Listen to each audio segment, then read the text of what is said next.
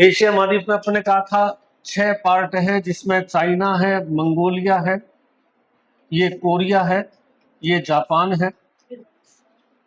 China, Korea, Mongolia, Japan, ये सब कौन से एशिया में आता है?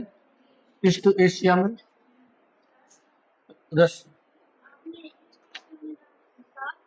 हाँ, कौन से में? देखिए कुल किताबें कुछ 48 देती है, कुछ किताबें 49 देती है। इस वजह से हो सकता है ये कुछ किताबें 48 का। आपने कौन कौन से 6 नाम बोलिए, कौन कौन से हैं? हाँ, चीन है, ठीक है, जापान है, मंगोलिया है, south Korea, north Korea 5, Taiwan, Singapore नहीं देखा इसके अंदर, श्रीलंका, सिंगापुर, ताइवान दे रखा है ना इसके अंदर, Korea, Japan, China, Mongolia, Vietnam east Asia में आ जाएगा, साउथ ईस्ट में आ जाएगा। मैंने कितने 7 लिखा है ना, तो 7वां कौन सा लिखा है? देखा नाम कितने लिखा है मैंने? अच्छा, चीन, जापान, कोरिया, दक्षिण कोरिया, उत्तर कोरिया, ताइवान और मंगोलिया। चलो मैं देख के बताता हूँ उसको जरा। 8 देश। चलिए, ये ईस्ट एशिया का रशिया किस में आ रहा है? रशिया का पार्ट जो एशिया में है, साइबेरिया उत्तरी एशिया में आ रहा है। ये जो है इंडिया से लेकर के श्रीलंका है, पाकिस्तान है, अफगानिस्तान है, ये किस में आ रहा है? साउथ एशिया के अंदर। और Indonesia, Malaysia, Thailand, Vietnam, Cambodia 10 देश किस में आएगा? साउथ ईस्ट एशिया के अंदर। और ये देखिए अरब प्रायद्वीप से लेकर के यमन है, ओमान है, इराक है, ईरान है, ये सारा का सारा क्षेत्र, टर्की, आधा यूरोप आधा एशिया दोनों में है, ये सारा क्षेत्र लेबनान है, ये सारा इजिप्ट है, ये सब इजिप्ट भी आधा इसमें अफ्रीका में आ जाता है। ये सारा किस में आता है? मिडिल ईस्ट के अंदर, जिसको अपन क्या कहते हैं? पश्चिम एशिया। पश्चिम एशिया जिसको मिडिल ईस्ट भी कहा जाता है, मिडिल ईस्ट, मध्य पूर्व। और ये जो जितने भी कजाकिस्तान है, तजाकिस्तान, उज्बेकिस्तान लिखा हुआ, तजाकिस्तान लिखा हुआ, किर्गिस्तान लिखा हुआ, ये सब किस में आते हैं? Central Asia. ये सब किस में आते हैं? सेंट्रल एशिया में। तो एशिया के 6 पार्ट। अपन ने कौन सा पार्ट स्टार्ट किया था पिछली क्लास में? चीन हो गया था, मतलब यानी पूर्वी एशिया लिया था। रूस तो देखिए एशिया यूरोप दोनों में, चाहे तो हम इसको एशिया में ले सकते हैं, चाहे तो इसको यूरोप में ले सकते हैं, क्योंकि इसका 40% पार्ट जो है वो यूरोप में है। वैसे देखा जाए तो रूस जो है उसकी राजधानी, उसके बड़े शहर, उसकी 80% आबादी कहाँ पे है? यूरोप में है। 80% मैंने कहा राजधानी मास्को यूरोप में है, सबसे बड़ा शहर इसका यूरोप में है, 80% लोग इसके यूरोप में बसते हैं, केवल 25% भूमि यूरोप में है, लेकिन आबादी 80%। रूस का जो साइबेरिया क्षेत्र है वो एशिया के अंदर है, जो कि सबसे बड़ा। चाइना हमने ले लिया था, चाइना कुछ पॉइंट छूट गए तो अपन दोबारा ले लेंगे इसको, चाइना को। चाइना के ऊपर देखिए तो हमें क्या दिखाई दे रहा है? मंगोलिया। और मंगोलिया के ऊपर क्या आ जाता है? रशिया आ जाता है। तो अपने पढ़ा है 2 बड़े देशों के बीच में जो छोटा देश होता है वो क्या कहलाता है? Buffer state. 2 बड़े देशों के बीच में जो छोटा होता है वो बफर स्टेट कहलाता है। जैसे अब चाइना और बाद में इंडिया आ जाइए, यहाँ ये कौन सा रहा है? नेपाल।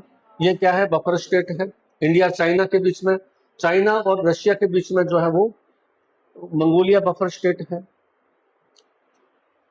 मंगोलिया, नेपाल, ये क्या कहलाते हैं? चारों तरफ भूमि से घिरे हुए। नेपाल भी चारों तरफ से भूमि से घिरा हुआ है, मंगोलिया भी। तो इसको अपन क्या बोलते हैं? Landlock country. चारों तरफ से भूमि से घिरा हुआ जो देश होता है उसको हम कहते हैं लैंड लॉक कंट्री, जमीन से लॉक हुआ हुआ देश। और इसी के मंगोलिया के जस्ट बाद में देखिए तो क्या आता है? कजाकिस्तान। ये भी क्या है? लैंड लॉक है, इसका भी कहीं से कोई सी से संपर्क नहीं है। तो संसार का सबसे बड़ा लैंडलॉक कंट्री कौन सा है? अफगानिस्तान, कजाकिस्तान। संसार का दूसरा सबसे बड़ा लैंडलॉक कंट्री कौन सा है? मंगोलिया। संसार का दूसरा सबसे बड़ा लैंडलॉक कंट्री मंगोलिया, जो चाइना के जस्ट उत्तर में है। कोई टाइम में था मंगोलिया पूरे देश, पूरे विश्व पर शासन करता था। नाम सुना होगा आपने, क्या नाम था? Genghis Khan. चंगेज खान कौन था? Genghis Khan. चंगेज खान नाम सुनते ही लोग सोचते हैं मुस्लिम होगा ये, मुस्लिम नहीं था। चंगेज खान एक धर्मवीर व्यक्ति था जिसका कोई रिलीजन नहीं था। खान उपाधि हुआ करती थी। इसने कोई टाइम के अंदर जो है पूरा यूरोप और एशिया अपने कब्जे में कर लिया था। इंडिया की तरफ भी आया था। इंडिया का शासक जो था वो इल्तुतमिश था। उसने बड़े प्रेम से इसे बात करके और इसको वापस इंडिया से रवाना कर दिया। जेकर इंडिया में गुजरा तो इसकी सेनाओं का था कि ये जहां चलता था वो सेनाएं जो है वो हत्याएं करते हुए चलती। चंगेज खान को जो है तो अभिशाप कहा गया। मंगोलिया के कारण, चंगेज खान के कारण कोई टाइम में मंगोलिया पूरे वर्ल्ड पर जो है वो शासन था इसका। चाइना के इधर हम आएंगे तो हमें क्या मिल रहा है? जापान मिल रहा है। जापान क्या कहलाता है? Land of rising sun. उगते हुए सूरज का देश कौन सा कहलाता है? जापान कहलाता है। जापान का तो नया नाम है, इसका प्राचीन नाम क्या है जापान का? निप्पो। इसका मूल नाम जो है वो निप्पो है। लैंड ऑफ राइजिंग सन के नाम से जाना जाता है। जापान के अंदर मैंने बताया था 6 द्वीप है। सबसे बड़ा द्वीप कौन सा है? होन्शु द्वीप। इसी को ध्यान रखना है, क्वेश्चन प्राय इसी में से आते हैं। होन्शु द्वीप में जापान की 80% आबादी रहती है। जापान की राजधानी टोक्यो होन्शु द्वीप में है। होन्शु द्वीप जापान का सबसे महत्वपूर्ण शहर है, होन्शु द्वीप जो है। उसके अलावा जो है जापान में हम जाएंगे तो यहाँ जो है एक अन्य द्वीप आएगा जिसमें हमें जो है फ्यूजीयामा पर्वत मिलेगा। जापान का फेमस पर्यटन स्थल फ्यूजीयामा एक वॉल्केनिक माउंटेन है, जो डेड वॉल्केनिक माउंटेन कह सकते हैं इसको। फ्यूजीयामा पर्वत जो है एक पहाड़ है जो ज्वालामुखी के ढेर से बना हुआ है। ज्वालामुखी का आगे अपन पढ़ेंगे तो दो तरह से होता है, एक सक्रिय ज्वालामुखी होता है, एक निष्क्रिय ज्वालामुखी। और कुछ ऐसे ज्वालामुखी जो बाद में डेड हो जाते हैं जिसको हम कहते हैं मृत ज्वालामुखी। सक्रिय ज्वालामुखी जिसमें रोज विस्फोट होता है, रोज लावा निकलता है, रोज ही विस्फोट हो रहा है। निष्क्रिय जिसमें रोज तो नहीं होता लेकिन कभी भी हो सकता है, खतरा है, कभी भी साल 2 साल में कभी भी उसमें विस्फोट हो सकता है। और एक डेड जिसको हम कहते हैं कभी विस्फोट की संभावना ही नहीं। जैसे अपना साउथ इंडिया, साउथ इंडिया जो है वो डेड ज्वालामुखी पर बसा हुआ है। साउथ इंडिया खुद ज्वालामुखी पर बसा हुआ है। तो यहाँ का फ्यूजियम ज्वालामुखी जो है वो बहुत फेमस है, जो डेड ज्वालामुखी है जापान के अंदर। जापान का जो ओकाशा शहर है वो इलेक्ट्रॉनिक सिटी के नाम से फेमस है। ज्यादातर जापान किसके लिए फेमस है? जितने भी इलेक्ट्रॉनिक्स आइटम्स है, सबसे औद्योगिकृत देश वर्ल्ड के अंदर है तो कौन सा है? जापान है। केवल 1% से भी कम लोग यहाँ खेती करते हैं। खेती यही नहीं, द्वीप पर खेती कैसे करेगा? खेती के लिए तो प्लेन चाहिए, मैदान चाहिए। यहाँ तो द्वीप ही द्वीप है, चट्टानी चट्टाने हैं। 1% से भी कम लोग यहाँ खेती करते हैं। सारे लोगों के पास में क्या है? इंडस्ट्रीज है, उद्योग प्रधान देश है। शिंतो, यहाँ पर बहुत सारे जो है वो माउंटेन है, माउंटेन टेम्पल्स। शिंतो और बौद्ध यहाँ के दो मुख्य धर्म है। ज्यादातर बौद्ध टेम्पल या शिंतो रिलीजन के टेम्पल्स जो है वो प्राचीन, वो यहाँ देखने लायक है। बाकी बहुत छोटा सा देश है, कोई विशेष ज्योग्राफिकल है नहीं। शिंतो जो है इसका जापान का रिलीजन कह सकते हैं। और 6 अगस्त और 9 अगस्त 1945, 6 अगस्त और 9 अगस्त 1945 को क्या हुआ था? हिरोशिमा नागासाकी एटम बम गिराए गए थे। एटम बम गिराए गए थे 6 अगस्त को हिरोशिमा पर, और 14 अगस्त को जापान ने समर्पण कर दिया। देखिए जब वर्ल्ड वार चल रहा था तो एक तरफ मित्र देश थे और एक तरफ अलायंस थे। एक तरफ तो फ्रेंड कंट्री और एक तरफ धुरी राष्ट्र की कंट्री, धुरी राष्ट्र थे। धुरी राष्ट्र जो है वो शुरू में तो विजयी हो रहे थे लेकिन बाद में डिफीट होना शुरू हो गए। सबसे पहले जो है वो मुसोलिनी डिफीट हुआ। इटली का तानाशाह था मुसोलिनी, उसको डिफीट किया, इटली को विजय किया अमेरिका और ब्रिटेन ने मिलकर के। मुसोलिनी के डिफीट होने के बाद में जो है वो हिटलर ने देखा कि हिटलर का गुरु था मुसोलिनी। जब उसने देखा कि मेरे गुरु को जो है हो गया, तो हिटलर ने जो है खुद अपने आप को सुसाइड कर लिया था। जब चारों तरफ से अमेरिकन सेना से गिर गया था जापान, जर्मनी, हिटलर कहाँ का था? जर्मनी था। चारों तरफ से अमेरिका से गिर गया था, तो हिटलर अपने आप को जो है पत्नी युवा के साथ में आत्महत्या कर लिया। और इस तरह से जर्मनी भी जो है वो डिफीट होता है। जापान ने डिक्लेयर, जापान का तानाशाह था ओकीतो, उसने डिक्लेयर कर दिया कि मैं तो समर्पण नहीं करूंगा, मैं अंतिम व्यक्ति तक लड़ूंगा, लास्ट व्यक्ति भी हमारे देश में है, वो लड़ने जाएगा, हम समर्पण नहीं करेंगे। और जापान ने क्या किया, उस समय यू बोट हुआ करते थे, यू बोट एक बोट हुआ करते थे, उसमें जो कोयले से चलते थे, उस समय कोयले से चलते थे, उसमें तो कोयले से जो है वो इसमें एनर्जी आती थी, भाप का इंजन जैसे चलता था वैसे चलते थे। तो जापानी सैनिक क्या करते, इस यू बोट की चिपनी में कूद जाते, कूदने के बाद में जो है वो वहां पर उनकी बॉडी गल जाती, लेकिन वो जो है वो यू बोट की चिमनी को ब्लॉक कर देते, और यू बोट डूबता तो इससे 100-200 सैनिक अमेरिका के जो है वो मर जाते डूब करके। तो अल्टीमेटली जो है जब जापान ने मना कर दिया क्योंकि हमारा लास्ट व्यक्ति भी युद्ध लड़ेगा, और अमेरिका को के यू बोट को डिस्ट्रॉय करना शुरू कर दिया, तो फिर जो है इस विश्व युद्ध को खत्म करने के लिए 6 अगस्त को अमेरिका ने जो है वो हिरोशिमा पर एटम बम गिराया था। फिर भी जापान 9 अगस्त को गिराया था। फिर जापान को समझ में आ गया कि अब जो है तो तानाशाह को पकड़ के फिर जेल में डाल दिया गया, और जापान ने भी समर्पण कर दिया। तो 6 अगस्त और 9 अगस्त डेट इंपॉर्टेंट है जापान के अंदर है। कोरिया में कोई खास ऐसी विशेषता है नहीं। जापान और कोरिया के बीच में सागर है, उसका नाम क्या है, जापान सागर। और चीन और कोरिया के बीच में जो सागर है उसका नाम क्या है, येलो सागर। और चीन के दक्षिण में है दक्षिण चीन सागर, दक्षिणी चीन सागर, पूर्वी चीन सागर, वो सब अपन ने देखे। इधर मिडिल ईस्ट की तरफ आए, ये सबसे बर्निंग है अभी, मिडिल ईस्ट जिसको पश्चिम एशिया कहते हैं, ये सबसे बर्निंग है। ये देखिए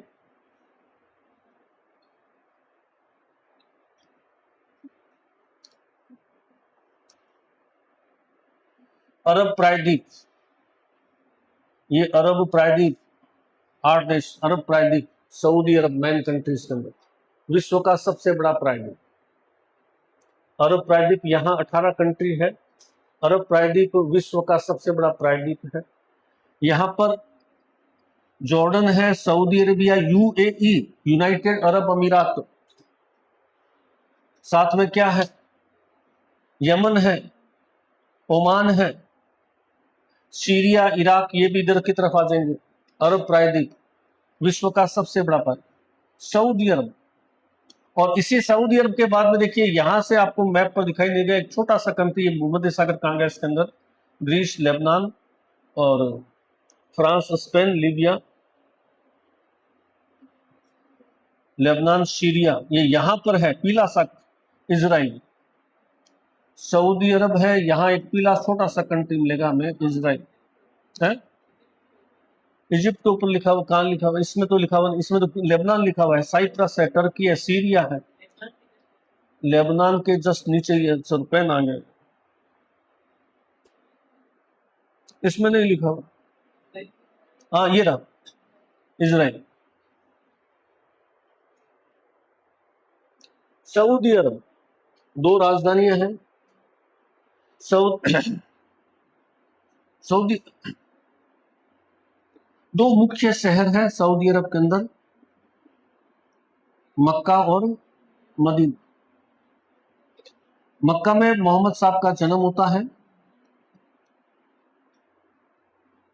570 ईस्वी के अंदर, मोहम्मद साहब का जन्म हुआ था। 622 ईस्वी में मोहम्मद साहब ने मक्का से मदीना की यात्रा शुरू की थी, मदीना पहुंचे थे।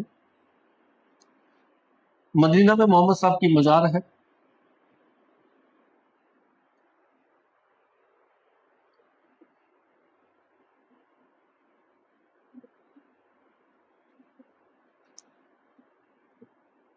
अरब प्रायद्वीप जो है वो कौन से 3 महासागरों से घिरा हुआ है, तो एक तरफ तो भूमध्य सागर, ये लाल सागर आ गया, एक तरफ कौन सा आ गया, अपने अरब सागर, और इधर की तरफ कौन सा आ गया, ओमान की खाड़ी। तीनों तरफ से जो है इसके तीनों तरफ जो है वो 3 पानी के क्षेत्र, ओमान की खाड़ी, अरब सागर और लाल सागर, इससे घिरा हुआ।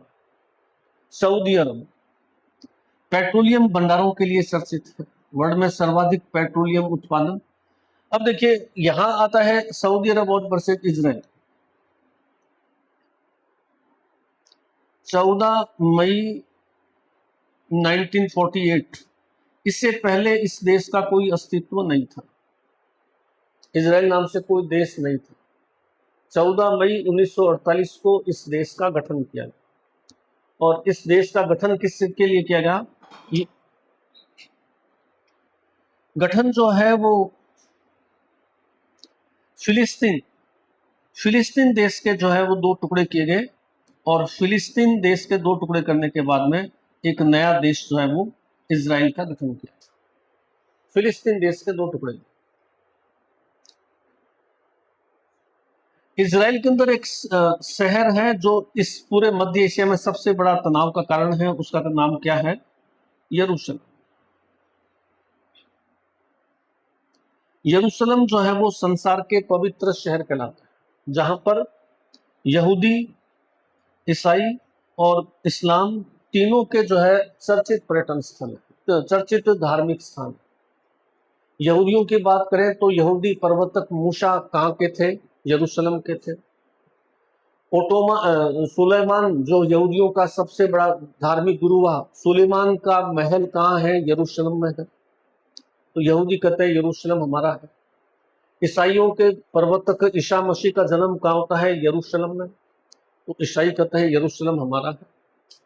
अल अक्सा मस्जिद, अल अक्सा मस्जिद, अल अक्सा मस्जिद जो है इसका इतिहास क्या है? अल अक्सा मस्जिद जो है वो मक्का और मदीना के बाद में तीसरी सबसे पवित्र जगह मानी जाती है। मदीना से रात्रि के समय मोहम्मद साहब अल अक्सा मस्जिद में आए थे, जो रात्रि यात्रा करते हैं उसको, और इसी अल अक्सा मस्जिद से जो है मोहम्मद साहब जो है वो जन्नत में गए थे और वहां से कुरान लेकर आए थे। यही कहानी है, कुरान लेकर आए थे। तो पहले आज से मतलब शुरुआत के अंदर जब नमाज पढ़ी जाती थी तो उसमें फेस किस तरफ होता था? अल अक्सा मस्जिद की तरफ। फेस जो होता था वो अल अक्सा मस्जिद की तरफ। अब आजकल फेस किधर रखते हैं? मक्का की तरफ। शुरुआत में इसी अल अक्सा मस्जिद। तो ये तीसरा सबसे बड़ा पवित्र स्थान। तो यहाँ यरूशलेम के अंदर जो है एक पहाड़ है, उसका नाम है होली माउंटेन। एक पहाड़ है उसका नाम है होली माउंटेन, होली माउंटेन। इस पहाड़ के एक तरफ अल अक्सा मस्जिद बनी हुई है। यहूदी कहते हैं कि ये पूरा होली माउंटेन हमारा है, और हमारा जो सोलोमन था उसका ये स्थान है। यहाँ एक दीवार है, आपने देखा होगा यहूदी इस दीवार के पास आकर के रोते हैं। एक दीवार है यहाँ पर, वो अपनी होली वॉल कहते हैं उसको, पवित्र दीवार कहते हैं। और यहीं पर ईसाई मानते हैं कि ईसा मसीह का जो सूली पर चढ़ाया गया था वो इसी होली माउंटेन पर चढ़ाया गया था।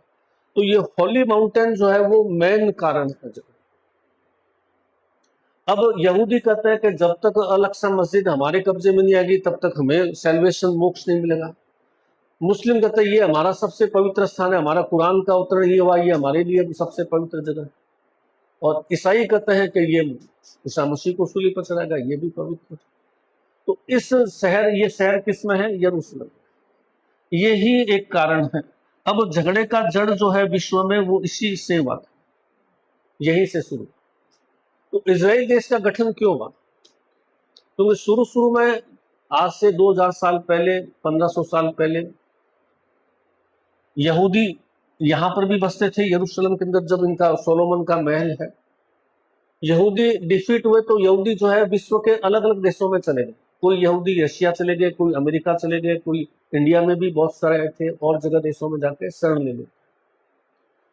बहुत सारे यहूदी जो है वो जर्मन जाते हैं, और जर्मन जाने के बाद में यहूदी क्या होते हैं कि ये इंटेलिजेंट भी है और मेहनत भी करते हैं, तो इकोनॉमी जर्मन की अर्थव्यवस्था पर कब्जा कर लेते हैं।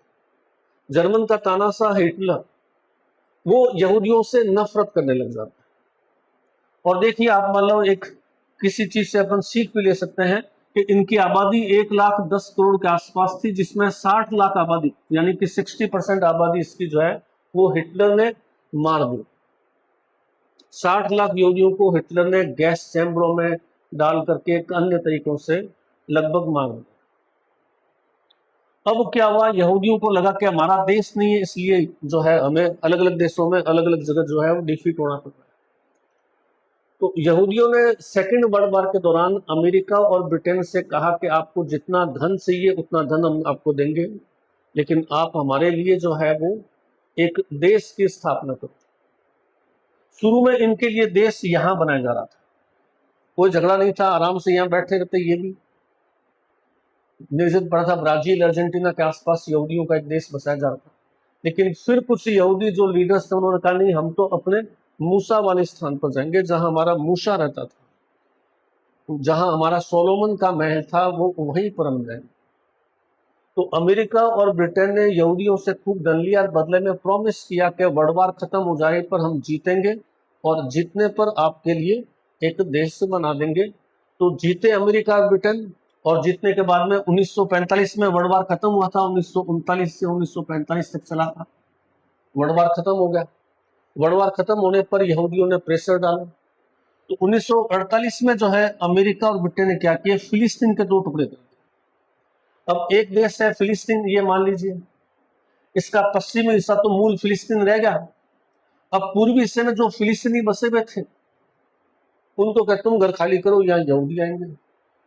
तो ये भी तो एक मतलब क्या है कि जो लोग सदियों से, आज मैं बीकानेर में रह रहा हूँ, कोई आज सिंधु घाटी काल का पट्टा लेकर के तुम जो ये हमारा है और तुम इसको खाली करो, तो मैं भाई कौन सिंधु घाटी, मैं तो देखा ही नहीं कभी, मुझे तो यही रहता है, मैं तो 5 वीडियो से ही देखता रहूं, मेरे तो ये घर है। वो कहते हैं कि भाई तुम हमारा ये पुराना जो है वो क्या क्या ये हम यहाँ रहते थे, हमारा सोलोमन का महल है, वो हम हमें जो है ये। तो यहूदी मतलब फिलिस्तीन के दो टुकड़े किए गए, एक देश है वो यहूदी, पश्चिमी जो देश था और पूर्वी देश था वो यहूदी और पश्चिम। अब यहाँ के जो लाखों करोड़ों मुस्लिम्स थे उनको क्या कर दिया, बेघर कर दिया अमेरिका ने। कुछ क्या क्या लेबनान चले गए, कुछ सीरिया चले गए, कुछ जॉर्डन चले गए। तो ये हजारों लाखों लोग जो बेघर हुए, इनके लिए समस्या हुई कि हम क्या करें। तो यहां से फिर झगड़े की शुरुआत। फिर यहां से एक लीडर आता है इनके अंदर जिसका नाम है यासर अराफात। यासर अराफात के नेतृत्व में पीएलओ, फिलिस्तीन लिबरेशन ऑर्गेनाइजेशन नाम का एक संगठन बनता है और फिर ये जो है वो शुरू होता है, झगड़ा शुरू होता है। तो इसमें बड़ा रोल जो है अमेरिका और ब्रिटेन का रहा, नहीं तो अगर यहाँ पर बस जाता तो वर्ल्ड में कहीं झगड़ा नहीं होता। लेकिन यहाँ आने से क्या है, ये सारे यहाँ। अब क्या है, जब ये बसा तो आसपास के देशों से जो है इजिप्ट है, सीरिया है, जॉर्डन है, इन्होंने मिलकर अटैक किया। 4 बार अरब इजराइल हुआ, लेकिन सच्चाई है कि चारों बार इजराइल विजयी रहा, क्योंकि टेक्नोलॉजी में बहुत ज्यादा एडवांस है, मनी में बहुत ज्यादा एडवांस है। संख्या में कम जरूर होगा, लेकिन टेक्नोलॉजी और मनी के अंदर आज भी वर्ल्ड की जो टॉप कंपनियां हैं, जिसको अपन एआई का फाउंडर है ना, क्या नाम है उसका, एलोन मस्क, जो सबसे रिचेस्ट पर्सन माना जाता है, वो कौन है, यहूदी है। मार्क जुबरसन यहूदी है। ये जो फेसबुक, इन सब के जो ज्यादातर जो बड़ी कंपनी है उनके चेयरमैन कौन है, यहूदी है। तो उन्होंने टेक्नोलॉजिकली बहुत स्ट्रांग है, तो उन्होंने 4 बार अरब इजराइल संघर्ष में हराया। लेकिन अल्टीमेटली जो है ये अभी भी मध्य एशिया में झगड़े का कारण क्या है, इजराइल है। इजराइल की वजह से ये एरिया पूरा का पूरा डिस्टर्ब हो गया। दो टुकड़े न होते, न स्थापित होते करोड़ों लोग, न झगड़ा शुरू होता, न शांति चल रही थी। 1948 से यह शांति शुरू हुई, जो आज भी जो है लगभग चल रही। जब यहाँ बसा देते तुम तो इजराइल जो देश है वो 14 मई, ये अरब के बिल्कुल पास में। अब यहाँ जो है इनकी गुप्तचर संस्था का प्राय नाम पूछते हैं, मोसाद है इजराइल की गुप्तचर संस्था, जो कि संसार में सबसे बेस्ट मानी जाती है। नेसेट है इनकी संसद का नाम। टेक्नोलॉजिकली ये जितने भी नए आविष्कार होते हैं, उस नए आविष्कारों में इजराइल का सबसे बड़ा रोल। तो इस वजह से छोटा सा देश है, अभी शायद आबादी मेरे हिसाब से इसकी 70-80 लाख के आस अपने जयपुर के आसपास का है, लेकिन पूरे वर्ल्ड में टेक्नोलॉजी सारी कहाँ की चलती है, इजराइल की। तो यहाँ पर ये कंट्री है सऊदी अरब है, और ये माउंट टेम्पल जो है ये सबसे बड़ा कारण। माउंट टेम्पल पर तीनों ही अपना जो यरूशलेम जो पवित्र शहर है उसका जो माउंट टेम्पल है उस पर तीनों ही दावा करते हैं, और ये तीनों इब्राहिमी रिलीजन कहलाते हैं। ये और खासियत, तीनों रिलीजन के अंदर जो आप देखेंगे तो जो है वो जो गॉड है वो तीनों में एक ही है, नाम भी एक जैसे ही मिलेंगे। अब्राहम नाम आपको मुस्लिम मिलेगा, अब्राहम नाम यहूदी में मिलेगा, अब्राहम नाम जो है वो ईसाइयों में भी मिलेगा। तीनों यहूदी भी नमाज पढ़ते हैं, यहूदी भी जो है वो टोपी लगाते हैं, उनका सारा तरीका एक जैसा ही है लगभग। इन तीनों को इब्राहिमी रिलीजन्स कहते हैं। इब्राहिम रिलीजन्स मतलब जो फाउंडर जो था इब्राहिम से जो है ये तीनों निकले गए, और तीनों में बहुत ज्यादा समानता भी। तो ये इजराइल कंट्री यहाँ है। इसके बाद में जब अरब इजराइल संघर्ष हुआ तो शुरू में जैसे आप इसका मैप दिखाते गई टीवी पर, शुरू में ये इतना सा था, और बाद में बढ़ते बढ़ते इसका मैप, क्योंकि जैसे जैसे युद्ध होता है तो क्या करता है ये भूमि बढ़ा लेता है। अभी भी जैसे लेबनान से संघर्ष हुआ, दक्षिणी लेबनान का इलाका दबा लिया। उससे पहले संघर्ष हुआ तो जॉर्डन से जो है वो गाजा पट्टी ले ली थी, उसी तरह से सीरिया से गोलन पहाड़ियां ले ली थी, और अपने क्षेत्र को इसने जो है वो विस्तार करता है। विस्तार भी निरंतर होता है। ये देश अपवाद है पूरे वर्ल्ड के अंदर जहां 12th के बाद में चाहे लड़का हो या चाहे लड़की हो आपको 3 साल जो है वो मिलिट्री ट्रेनिंग लेनी पड़ती है। उसके बाद में आप जो है वो अपनी रेगुलर पढ़ाई कर सकते हैं। चाहे लड़की हो चाहे लड़का हो, अनिवार्य मिलिट्री सेवा पूरे वर्ल्ड में केवल एक ही देश में है, और वो इजराइल। लड़कियों के लिए भी मिलिट्री ट्रेनिंग लेना 3 साल जरूरी है। लड़का लड़की चाहे कुछ भी हो, आप मिलिट्री ट्रेनिंग लेने के बाद में अपनी फर्दर स्टडी जो है वो शुरू कर सकते हैं। तो अपन आज इस मिडिल ईस्ट को और सेंट्रल एशिया को लेते हैं। यहाँ जो काम की बातें हैं वो मैं लिखा देता हूँ। चीन को कंप्लीट कीजिए।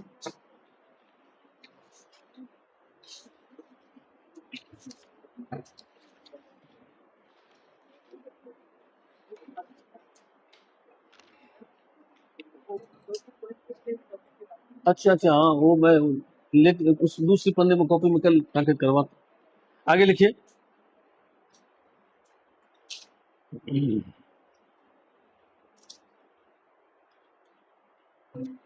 शंघाई लिखा दिया, चीन का बंदर का क्या लिखा? शंघाई जो कि यांगटी सिकियांग एशिया की सबसे लंबी नदी जिसके किनारे शंघाई शहर है। आगे लिखिए। ताकलामकन चीन का ठंडा रेगिस्तान, वो भी आगे लिखिए। लोकनो परमाणु परीक्षण, ठीक है। इससे आगे चीन तंबाकू, गेहूं और चावल उत्पादन में, चीन तंबाकू, गेहूं और चावल उत्पादन में, तंबाकू, गेहूं और चावल उत्पादन में विश्व में प्रथम स्थान पर है। विश्व में प्रथम स्थान पर है।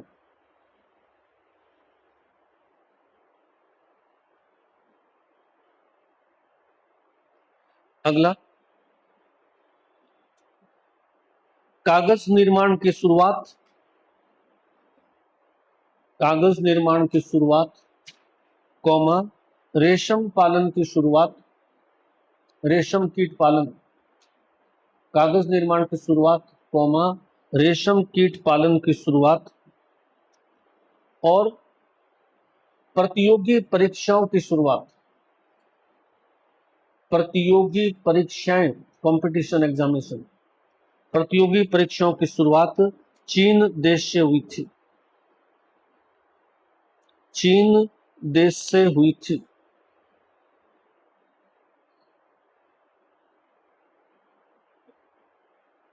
अगला पॉइंट, भारत और चीन के मध्य सीमा रेखा मैकमोहन लाइन कहलाती है। भारत और चीन के मध्य सीमा रेखा मैकमोहन लाइन कहलाती है। मैकमोहन, मैकमोहन लाइन कहलाती है। भारत और चीन की सीमा बाउंड्री का नाम मैकमोहन लाइन है। चीन इसे नहीं मानता, चीन इसको नहीं मानता, चीन इसको नहीं मानता और भारत के अरुणाचल प्रदेश, लद्दाख, भारत के अरुणाचल प्रदेश, लद्दाख, सिक्किम आदि पर अपना दावा करता है, अरुणाचल प्रदेश में आए दिन घुसपैठ कर देता है, लद्दाख में घुसपैठ कर, अरुणाचल प्रदेश, लद्दाख, सिक्किम, अरुणाचल प्रदेश, लद्दाख, सिक्किम पर अपना दावा करता है, आए दिन। अभी अरुणाचल प्रदेश में घुसपैठ की थी थोड़े दिन पहले, उससे पहले लद्दाख में हुआ ही था। तो चीन कहता है ये जो है स्थान मेरे हैं, क्योंकि बाउंड्री डिसाइड नहीं है इंडिया चीन के बीच। आगे लिखिए, इसी में लिख लीजिए कंटिन्यूस। जम्मू कश्मीर का कुछ क्षेत्र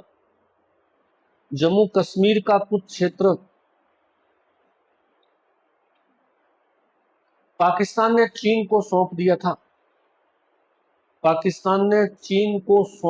था, जम्मू कश्मीर का कुछ क्षेत्र पाकिस्तान ने चीन को सौंप दिया था, जिसे अक्साई चीन कहते हैं,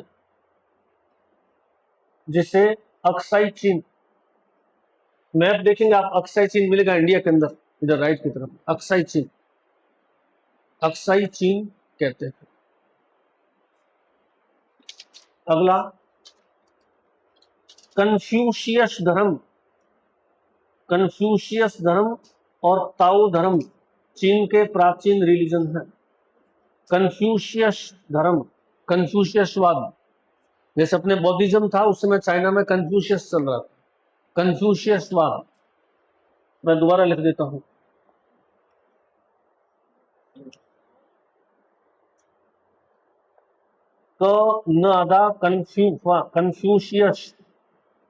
कन्फ्यूशियसवाद, जिस समय अपने इंडिया में गौतम बुद्ध का प्रचलन था, प्रभाव बढ़ रहा था, चाइना में कन्फ्यूशियस चीन का सबसे बड़ा दार्शनिक। जैसे अपने इंडिया में बड़ा दार्शनिक किसको मानते हैं, बुद्ध को मानते हैं, बुद्ध जिसने बहुत बड़ा दार्शनिक था। इसी तरह से कन्फ्यूशियस चाइना का बहुत बड़ा दार्शनिक, जिसने अपना वाद चलाया, जिसको कन्फ्यूशियसवाद, अपन बौद्ध रिलीजन कहते हैं, वैसे वो कन्फ्यूशियस रिलीजन कहते हैं। इसी तरह से ताओ चीन के प्राचीन धर्म है, ताओ धर्म या ताओवाद, कन्फ्यूशियसवाद और ताओवाद चीन के प्राचीन रिलीजन है,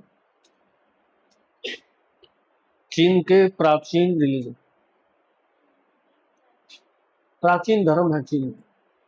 कन्फ्यूशियस चीन का बहुत बड़ा विद्वान दार्शनिक था, जिसने अपना वाद चलाया था। आगे लिखिए, वॉल ऑफ चाइना, चीन की दीवार को बता सकता है किस राजा ने बनाई थी? चीन की दीवार कौन से राजा ने बनाई थी? चीन के अंदर जो है 3री शताब्दी ईसा पूर्व में एक राजा हुआ था जिसका नाम था सी वान ली। उस सी वान ली पर मध्य एशिया से निरंतर अटैक होते थे, तो सी वान ली ने क्या किया, मध्य एशिया से चाइना पर अटैक न हो, तो इसके लिए पूरी लंबी जो है वो चाइना मध्य एशिया के बीच में दीवार बनवा। लकीली बात यह कि उस समय इंडिया में शासक कौन है? अशोक आदि ग्रेट, जिसको सबसे महान शासक मानते हैं। अशोक आदि ग्रेट की सबसे बड़ी गलती क्या थी कि वो इतना शक्तिशाली शासक, जिसका हिंदू कुश पर्वत से लेकर के नीचे जो है तमिलनाडु तक शासन है, इधर लेकर के म्यांमार तक शासन चल रहा है, उस अशोक आदि ग्रेट ने सी वान ली से प्रेरणा नहीं ली और उसने ऐसी कोई स्ट्रक्चर नहीं बनाई जो इंडिया को प्रोटेक्शन कर सकती थी, हिंदू कुश पर्वत के आसपास में कोई दीवार बनाता। तो मध्य एशिया से जो चाइना पर अटैक होने वाले थे, वो दीवार बनने से क्या उधर रुक गए और वो सारे काम से आगे इंडिया की तरफ आते हैं। तो इंडिया में कौन आए फिर? शक है, कुषाण है, हूण है, ये सारी जो आए थे, ये कहाँ से आए थे? मध्य एशिया से आए थे। और चाइना का रास्ता बंद हो गया तो इनका सबका टारगेट कौन होगा? अशोक होगा। अब अशोक खुद जीवित रहा, तब तक तो अटैक करने की किसी की हिम्मत नहीं, लेकिन अशोक अमर तो था नहीं। अशोक की मृत्यु हुई, मृत्यु होते उत्तराधिकारी कमजोर, और वो जो है वो अटैक करने लगे। फिर बाद में शकों का अटैक हो रहा है, हुणों का हो रहा है, कुषाणों का हो रहा है, धीरे धीरे जो है वो अटैक होता है। तो आखिर चीन की दीवार सम्राट सी वान ली सम्राट शी वान ली ने बनवाई थी? सी वान ली ने बनवाई थी। तीसरी शताब्दी ईसा पूर्व में, तीसरी शताब्दी ईसा पूर्व में सी वान ली ने बनवाई थी। तीसरी शताब्दी, थर्ड सेंचुरी बीसी सी वान ली ने बनवाई थी। तीसरी शताब्दी ईसा पूर्व, थर्ड सेंचुरी बीसी सी वान ली ने बनवाई थी।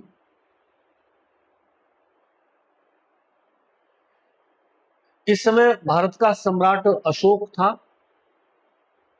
इस समय भारत का सम्राट अशोक था। भारत का सम्राट अशोक था।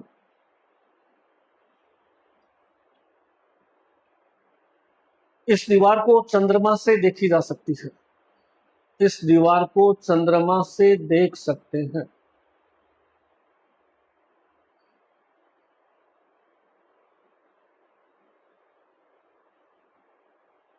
चंद्रमा से देखी जा सकती है। अगला पॉइंट, 1949 में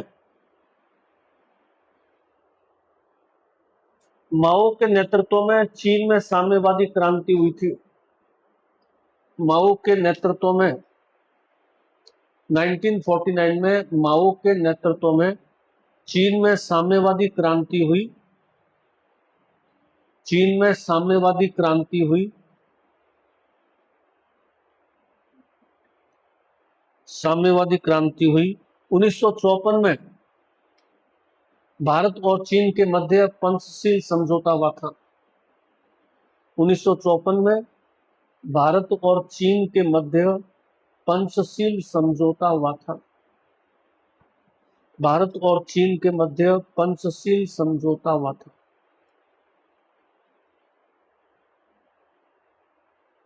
1962 में भारत चीन वॉर हुआ। 1962 में भारत चीन युद्ध हो गया।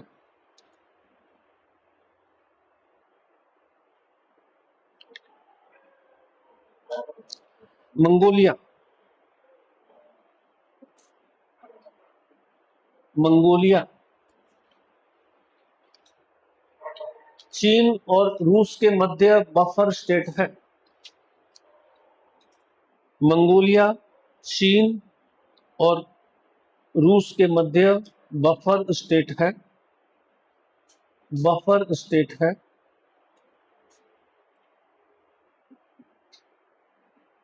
कजाकिस्तान के पश्चात विश्व का दूसरा, कजाकिस्तान के पश्चात, कजाकिस्तान के पश्चात विश्व का दूसरा सबसे बड़ा, कजाकिस्तान के पश्चात विश्व का दूसरा सबसे बड़ा स्थल रुद्ध देश है। जमीन से गिरा हुआ देश, स्थल रुद्ध कहते हैं इसको। स्थल रुद्ध, स्थल रुद्ध देश है। स्थल रुद्ध, लैंड लॉक अंग्रेजी में कहते हैं इसको। स्थल रुद्ध देश है।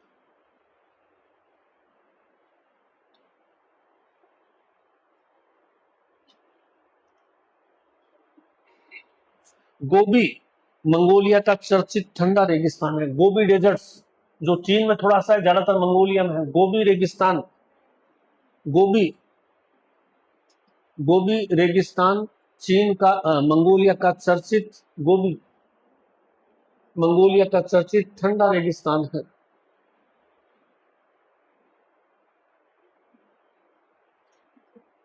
ठंडा रेगिस्तान है। चंगेज खान मंगोलिया का चर्चित तानाशाह शासक था। चंगेज खान मंगोलिया का चर्चित तानाशाह शासक था। चंगेज खान मंगोलिया का चर्चित तानाशाह शासक। चंगेज खान तानाशाह शासक, मंगोलिया का तानाशाह शासक।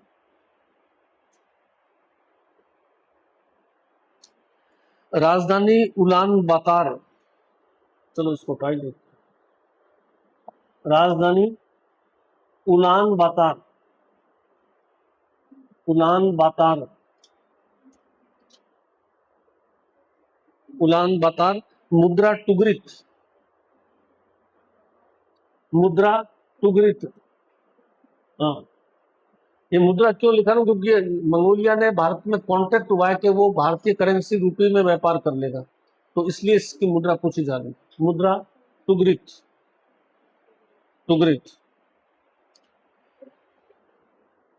खेमी संगीत यहाँ का विश्व फेमस है, खेमी संगीत।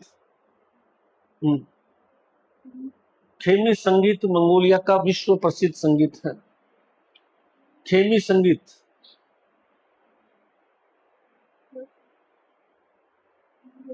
खेमी संगीत, खेमी संगीत में क्या होता है, एक पद अलग आवाज में बोल रहा है, दूसरे पद में आवाज चेंज कर लेता है। ये उनका वो अभ्यास या प्रैक्टिस कर सकते हैं। भाई अपने तो आवाज एक जैसी निकलेगी, लेकिन खेमी संगीत में एक ही गले से दो आवाज निकाल, एक ही गले से, लिख लीजिए, एक ही गले से, क्योंकि पूरे वर्ल्ड में फेमस है। एक ही गले से दो प्रकार का संगीत, एक ही गले से दो प्रकार का संगीत, खेमी संगीत कहते हैं। एक ही गले से, जैसे दो कलाकार गा रहे हो, व्यक्ति एक ही गा रहा है और लगेगा ऐसा जैसे दो कलाकार गा रहे हो, एक ही गले से दो संगीत। आगे लिखिए, जापान, जापान, जापान। उगते हुए सूरज का देश, उगते हुए सूरज का देश कहलाता है। 6 द्वीपों पर बसा हुआ है, 6 द्वीप, जापान 6 द्वीप पर बसा हुआ है।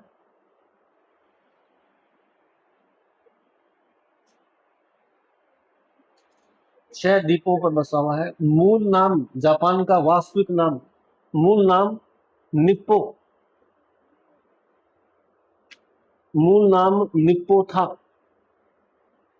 इसका वास्तविक नाम निप्पो था।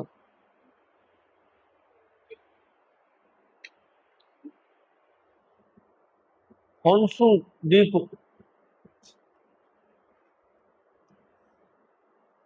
होन्शु द्वीप, होन्शु द्वीप जापान का सबसे बड़ा द्वीप,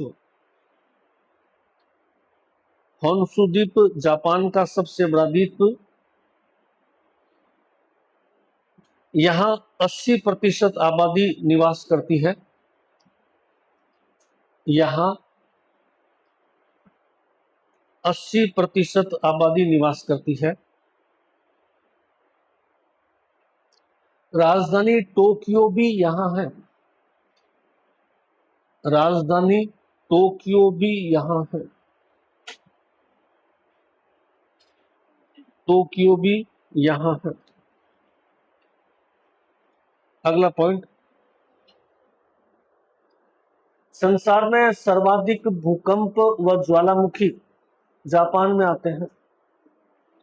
संसार में सर्वाधिक भूकंप व ज्वालामुखी, सर्वाधिक भूकंप व ज्वालामुखी जापान में आते हैं, जापान में आते हैं।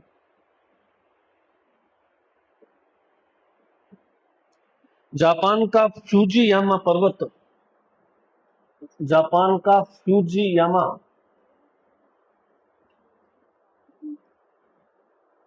जापान का फ्यूजीयामा पर्वत एक ज्वालामुखी पर्वत है। ये बहुत बार पूछा जाता है, फ्यूजीयामा पर्वत, जापान का फ्यूजीयामा पर्वत एक ज्वालामुखी पर्वत है, ज्वालामुखी पर्वत है।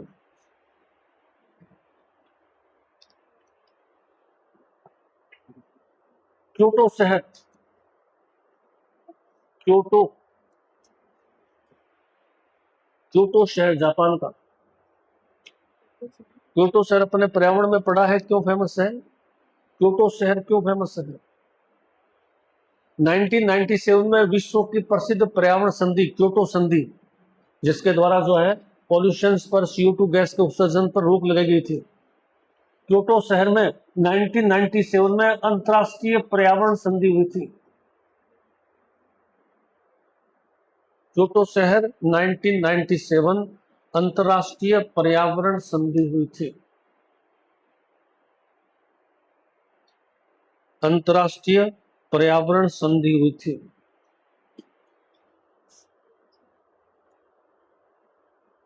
नगोया शहर ऑटोमोबाइल सिटी कहलाता है।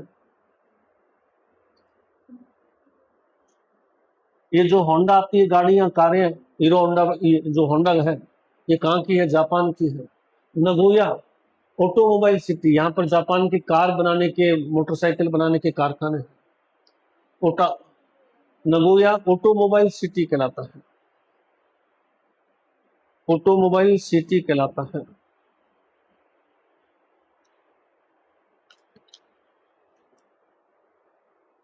छह अगस्त को हिरोशिमा पर, 6 अगस्त 1945, 9 अगस्त 1945 नागासाकी पर, 6 अगस्त 1945 को हिरोशिमा पर, 6 अगस्त 1945 हिरोशिमा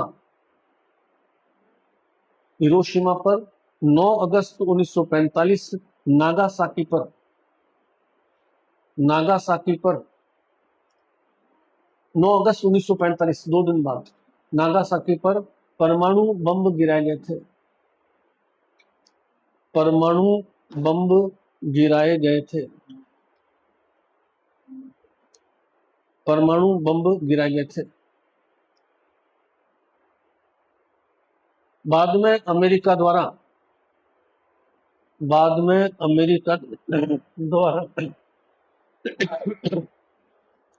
जापान को न्यूक्लियर अम्ब्रेला प्रदान किया गया। न्यूक्लियर अम्ब्रेला, अमेरिका द्वारा जापान को न्यूक्लियर अम्ब्रेला प्रदान किया गया। न्यूक्लियर अम्ब्रेला, अमेरिका द्वारा जापान को न्यूक्लियर अम्ब्रेला प्रदान किया गया। क्या मतलब हुआ इससे? जापान एक शहर पर परमाणु बम गिरा, दूसरे शहर पर परमाणु बम गिरा, जापान बर्बाद हो गया, पूरी तरह से तहस हो गया। अमेरिका ने कह दिया जापान अब अपनी सेना नहीं रखे, जापान की डिफेंस हमारे जिम्मे होगी। जापान पर कोई भी कंट्री अटैक करेगा तो वो अमेरिका पर अटैक माना जाएगा। और साथ साथ में जापान पर कोई भी व्यक्ति जो है, कोई भी देश एटॉमिक बम अब आइंदा से नहीं गिरेगा। तो न्यूक्लियर अम्ब्रेला मतलब छाता, एक तरह से डिफेंस का छाता देगा। इससे क्या हुआ? जापान का डिफेंस का सारा खत्म हो गया। डिफेंस में खर्चा हुआ नहीं, मेहनती लोग थे, उन्होंने खूब मेहनत करके और वापस जापान को खड़ा कर दिया। अब वो जापान वापस अपनी सेना तैयार कर रहा है। तो बीच में अमेरिका ने जापान का डिफेंस, क्योंकि अमेरिका ने एटम बम गिरे थे, अल्टीमेटली अब जो है जापान को खुश करने के लिए भी कहा अब तुम सेना मत, तो हम तुम्हारी रक्षा करेंगे। तो न्यूक्लियर अम्ब्रेला प्रोवाइड किया, आप पर कोई एटम बम गिरेगा तो अब कोई गिरेगा तो हम तुम्हारी रक्षा करेंगे। वो एक बार थप्पड़ मार करके फिर मुस्कुराना भी तो होता है ना, तो वो उस तरह से, तो वो अब जापान जो है वो दोबारा अपनी सेना तैयार करना है। अब आगे आ जाइए, मिडिल ईस्ट, मध्य एशिया, बाकी तो कोरिया वगैरह में कोई दम है नहीं। मध्य एशिया देश या पश्चिम एशिया देश ले लीजिए, पश्चिम एशिया देश, पश्चिम एशिया या मिडिल ईस्ट, पश्चिम एशिया या मिडिल ईस्ट, एक ही नाम, पश्चिम एशिया कह दो या मिडिल ईस्ट कह दो। इसमें सबसे पहले हम ले रहे हैं सऊदी अरब। सऊदी अरब, राजधानी रियाद। सऊदी अरब, राजधानी रियाद और मुद्रा रियाल, दोनों एक जैसे ही है। राजधानी रियाद, मुद्रा रियाल।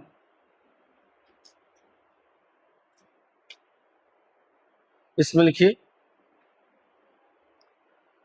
दो राजधानियां हैं, रियाद राजनीतिक राजधानी और जैदा प्रशासनिक राजधानी है। रियाद राजनीतिक राजधानी,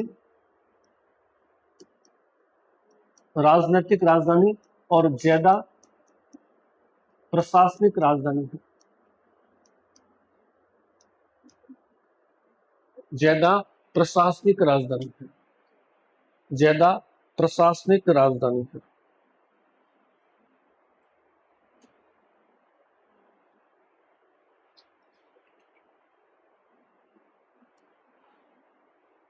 अगला पॉइंट, अरब प्रायद्वीप सबसे बड़ा प्रायद्वीप है। अरब प्रायद्वीप सबसे बड़ा प्रायद्वीप है जो लाल सागर,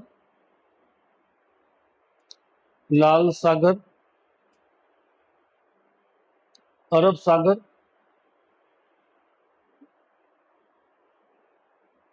और ओमान की खाड़ी से घिरा हुआ है।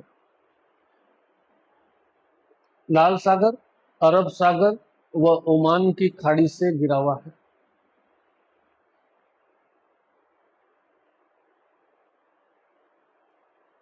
यहाँ सऊदी अरब सबसे बड़ा देश है। यहाँ सऊदी अरब सबसे बड़ा देश है।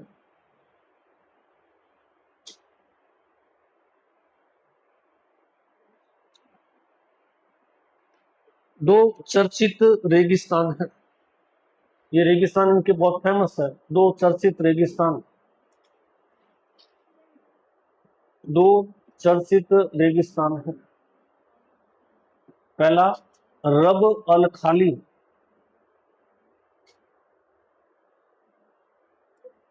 रब अल खाली सऊदी अरब का फेमस रेगिस्तान, रब अल खाली। दूसरा नेफद, नेफद, रब अल खाली, दूसरा नेफद। विश्व में पेट्रोलियम उत्पादन में प्रथम है। विश्व में पेट्रोलियम उत्पादन में प्रथम है। पेट्रोलियम उत्पादन में प्रथम है।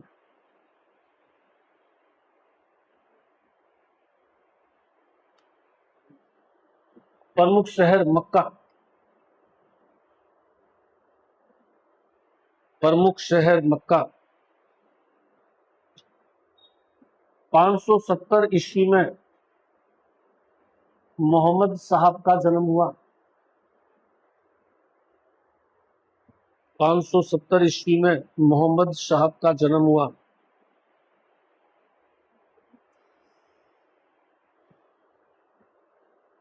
यहीं पर काबा,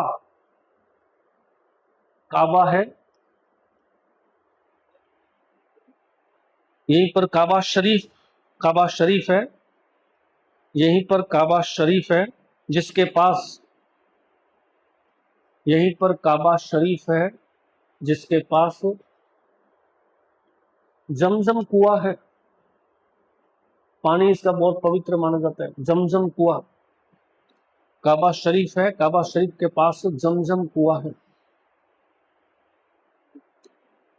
दूसरा मदीना,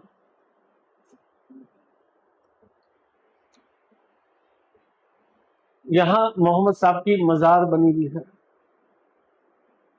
मजार शरीफ या मजार, मोहम्मद साहब की मजार है।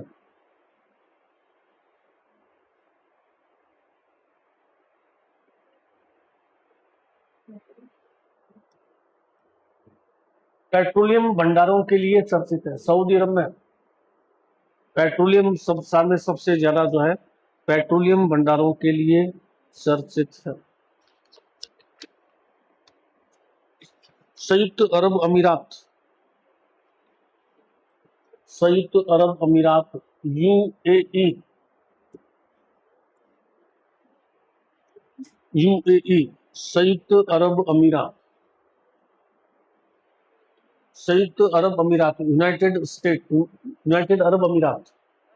अरब अमीरात क्या मतलब हुआ? संयुक्त अरब अमीरात।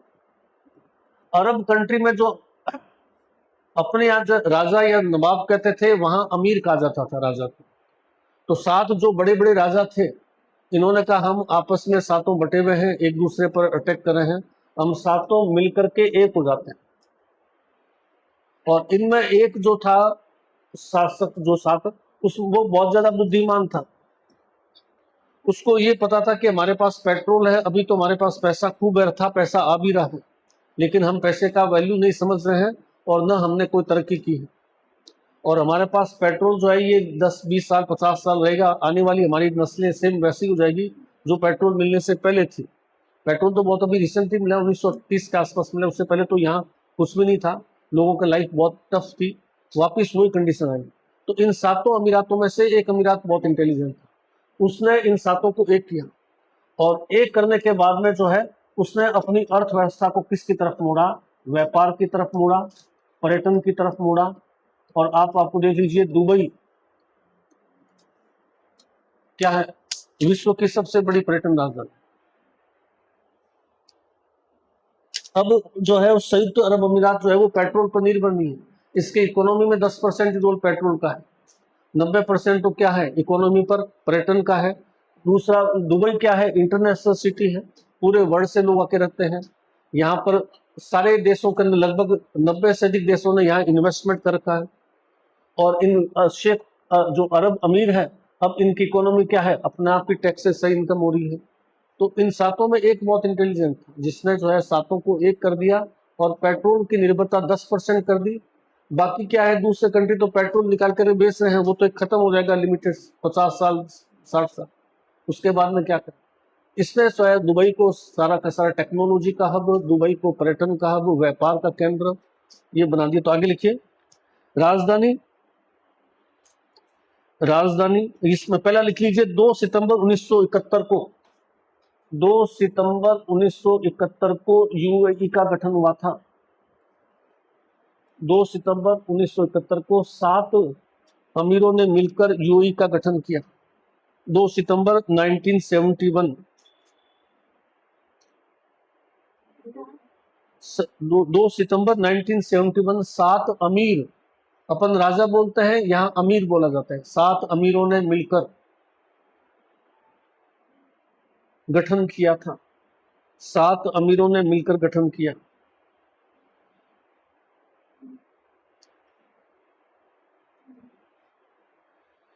राजधानी आबू धाबी।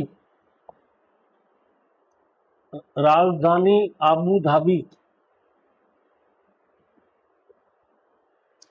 राजधानी आबू धाबी। अन्य प्रमुख शहर, शारजाह, ये भी बहुत फेमस शहर है, दुबई। अन्य प्रमुख शहर, शारजाह, दुबई। अगले के दुबई